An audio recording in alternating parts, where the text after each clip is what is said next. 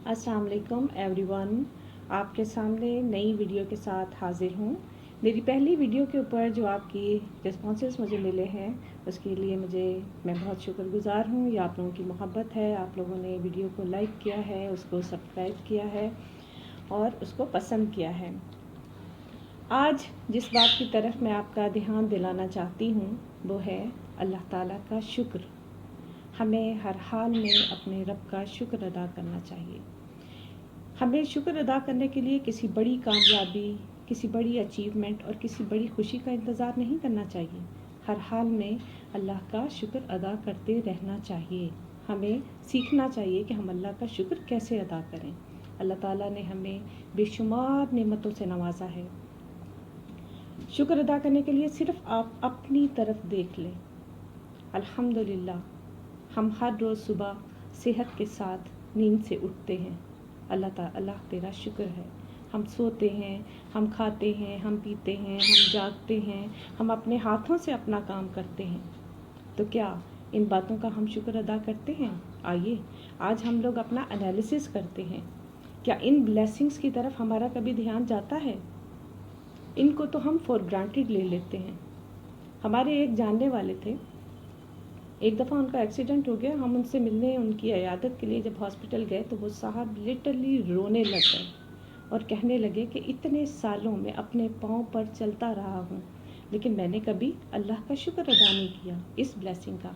आज ये चीज़ मुझसे छिन गई है तो मुझे इस बात का एहसास हुआ है कि ये कितनी बड़ी नेमत थी, ये कितनी बड़ी अल्लाह ताला की ब्लेसिंग थी। और अल्लाह ताला ने कुरान मजीद में इरशाद फरमाया है, वशकुरूली वला तकफुरून, और मेरा शुक्र अदा करो और मेरी नेमतों की नाकदरी मत करो।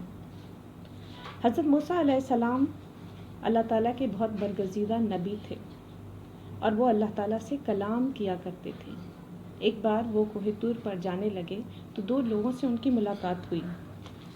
एक शख्स ने कहा कि आप अल्लाह को मेरा पैगाम दीजिएगा कि अल्लाह, मेरे ऊपर बहुत सारी ब्लेसिंग्स हैं, मुझे तूने इतना अता कर दिया है, अब बस कर, क्योंकि मेरे लिए मेरी ज़िंदगी में इतना बहुत कुछ काफ़ी है। थोड़ा आगे गए तो एक शख्स दरिया के किनारे रेत पर बैठा हुआ था और खस्ता हाल था। ना उसके जिस्म के ऊपर कपड़े थे और ना ही उसका कोई हाल था। उसने अपने जिस्म को, अपने सतर को भी रेत से छुपाया हुआ था। उसने हज़रत मूसा अलैहिस्सलाम से कहा कि अल्लाह ताला को मेरा पैगाम देना कि कुछ मुझे भी अता कर दो, मुझे कितनी देर इस हाल में रखोगे। तो कुछ दिन के बाद जब हज़रत मूसा अलैहिस्सलाम कोहे तूर से वापस आए तो पहले शख्स से मुलाकात हुई और उसने कहा कि अल्लाह ताला ने क्या पैगाम दिया है, अल्लाह ताला ने मेरे लिए क्या हुक्म दिया है।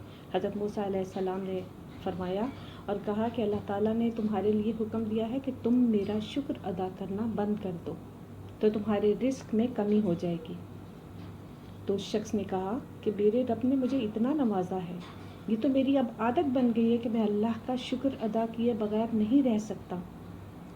मैं कैसे अल्लाह का शुक्र अदा करना छोड़ दूँ? तो हज़रत मूसा अलैहिस्सलाम ने कहा, तो फिर तुम्हारे रिस्क में कभी कमी नहीं हो सकती। आगे गए तो वो उस शख्स के पास जो बहुत ही खस्ता हाल था, और जब वो बैठा हुआ था तो हज़रत मूसा अलैहिस्सलाम से उसने पूछा कि अल्लाह ने, आपके रब ने मेरे लिए क्या हुक्म दिया है। हज़रत मूसा अलैहिस्सलाम ने फरमाया कि तुम आज से अल्लाह ताला का शुक्र अदा करना शुरू कर दो। उसने कहा कि मुझे मेरे रब ने दिया ही क्या है, मैं किस बात का शुक्र अदा करूं? न मेरे तन पर कपड़े हैं, न मेरे पास खाने को कुछ है, तो मैं किस बात पर अल्लाह का शुक्र अदा करूं? इतनी देर में एक तेज़ हवा चली, तेज़ हवा का झोंका आया और वो रेत जिससे वो अपने सतर को छुपा कर बैठा हुआ था, उसको, उस रेत को भी उड़ा कर ले गई। अब आप देखिए, आप सोचिए कि जब इंसान हर वक्त अल्लाह ताला से शिकायत करता है तो उससे वो भी छिन जाता है जो उसके पास पहले से मौजूद होता है। अल्लाह ताला ने कुरान मजीद में इरशाद फरमाया, ला इन शकरतुम लाज़ीदन्नकुम, अगर तुम शुक्र करोगे तो तुम्हें और ज़्यादा दिया जाएगा।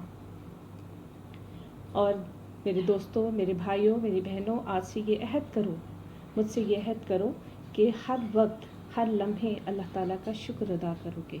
जो चीज़ आपको अता की है उस पर, और जो चीज़ नहीं मिली उस पर सब्र करो और अल्लाह ताला का शुक्र अदा करो। चलिए आज हम अपनी दूसरी रेसिपी की तरफ चलते हैं।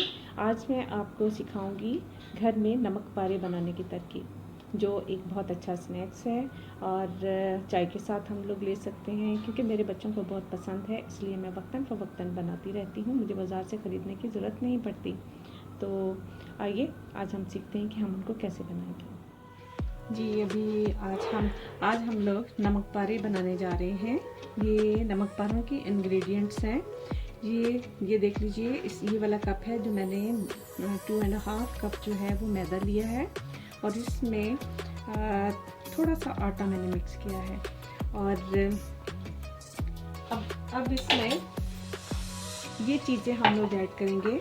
नमक जो है वो हस्बे जायका, उसको तकरीबन मैंने 1 टीस्पून मैंने इसमें ऐड किया है। और ये इसमें सफ़ेद ज़ीरा है, जिसको मैंने 1 टेबलस्पून तकरीबन इसमें ऐड कर दिया है। जब हम लोग नमक पारे बनाते हैं तो उसके अंदर ये सफ़ेद ज़ीरा जो है वो बहुत मज़े का लगता है, इसका टेस्ट बहुत अच्छा आता है। और यकीन मानिए कि ये बाज़ार के चिप्स वगैरह से सबसे ज़्यादा बेहतर है कि अगर बच्चे ये वाला खाएं। ये बच्चों की बीच की भूख मिटाने के लिए सबसे बेस्ट स्नैक्स है। अब ये ऑयल है मेरे पास, इसमें ऑयल ऐड करूँगी और इसको हम लोग चेक करेंगे कि हमारा ये ऑयल इसमें काफ़ी है या नहीं है। इसको सूखे आटे को ऑयल के अंदर अच्छी तरह से हम लोग मिक्स करेंगे। इस तरह से हम लोग मिक्स करेंगे, और ऑयल इतना होना चाहिए कि जब आप इसको खूब अच्छी तरह से मिक्स कर लें तो वो आपके हाथ में इस तरह से आटे की मुट्ठी बन जानी चाहिए। लेकिन ये अभी तक इसमें ऑयल जो है वो कम है, मैं थोड़ा सा और इसमें ऑयल ऐड करूँगी। इसमें मैंने 2 टेबलस्पून ऑयल जो है वो थोड़ा सा और मिक्स किया है। अब आप इसको अच्छी तरह से मिक्स करके हम देखेंगे कि हमारे आटे के लिए, हमारे मैदे के लिए, हमारे नमक पारे बनाने के लिए जो ऑयल है उसमें एनफ है या नहीं है। ये देखिए, ये मुट्ठी बन गई इसकी। इस तरह से हम अब इसके अंदर जो नमक पारे हमारे बनेंगे उसके अंदर ऑयल इतना काफ़ी हो गया है कि ये बहुत ही खस्ता और बहुत ही मज़ेदार बनेंगे। अब ये देखिए, मैंने थोड़ा सा पानी को नीम गर्म किया है, उससे मैं अब इसको भून लूँगी। हल्का हल्का पानी डालकर इसको इस तरह से भून लेंगे। ना बहुत ज़्यादा नरम भूनना है और ना ही बहुत ज़्यादा सख्त भूनना है इसको। ये देखिए मैंने अच्छी तरह से आटा गूंद कर रख दिया है। अब इसको हम लोग 15 मिनट के लिए छोड़ देंगे। इसको ढककर छोड़ देंगे ताकि ये रोटी बनाने के लिए सेट हो जाए। जी इसको 15 मिनट हो गए हैं। अब मैंने इसके छोटे छोटे पेड़े बना लिए हैं, और इधर मैंने कढ़ाई जो है उसमें तेल ऑयल डालकर उसको मैंने चूल्हे पे चढ़ा दिया ताकि ये गर्म हो जाए। और अभी हम लोग अपनी रोटी बेलेंगे।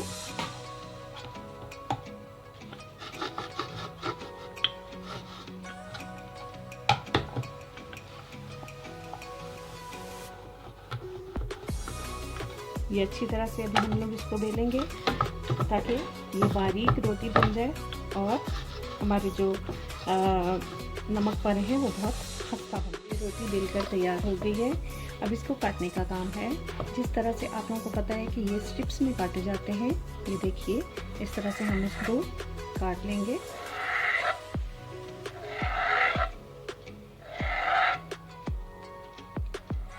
ताकि ये जब फ्राई हो तो बिल्कुल बाजार के नमक पारों की तरह लगे।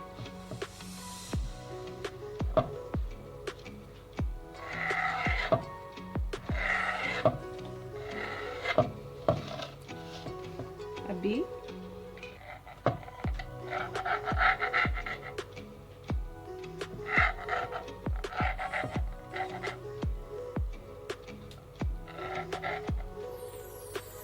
ये हमारे नमक पारे कटकर तैयार हो गए हैं। अब हम चेक करेंगे कि हमारा ऑयल रेडी हुआ है या नहीं हुआ। इसको चेक करते हैं।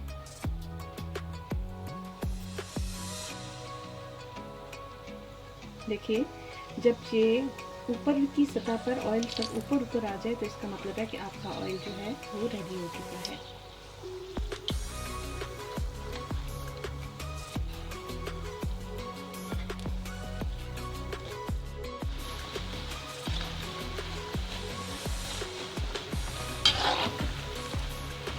ये देखिए, ये तकरीबन थोड़ी देर और पकाएंगे और इनको तैयार निकाल लेंगे।